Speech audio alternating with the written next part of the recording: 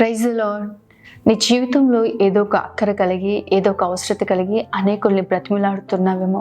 అనేకుల సహాయాన్ని కోరుతూ వారిని చాలా బ్రతిమిలాడుతూ మాట్లాడుతున్నావా ప్రియదేవుని బిడ్డ?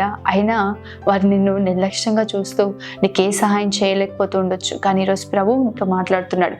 యోబు గ్రంథం 33వ అధ్యాయం 26వ వచనం చూస్తున్నట్లయితే, మీరు దేవుణ్ణి బతిమాలుకునే ఎడల ఆయన వారిని కటాక్షించును అని చెప్పి ప్రభు వాగ్దానం చేస్తున్నాడు. నిజమే ప్రియదేవుని బిడ్డ, మనం మనుషుల్ని బ్రతిమలాడితే మనల్ని ఇంకా నీచంగా చూస్తారు, ఇంకా తక్కువనిగా చూస్తారు, లేకపోతే మనల్ని అవమానపరుస్తారు. కానీ దేవుణ్ణి మనం బతిమాలుకొని ఆయన సన్నిధిలో ఆయన పాదాలు పట్టుకొని, ప్రభువా నీవే నాకు సహాయం చేయ ప్రభువా, నీకన్నా నాకు దిక్కెవరు లేరు ప్రభువా అని ప్రభు పాదాలు పట్టుకొని ప్రియదేవుని బిడ్డ, ఆయనకు అసాధ్యమైంది ఏదీ లేదు.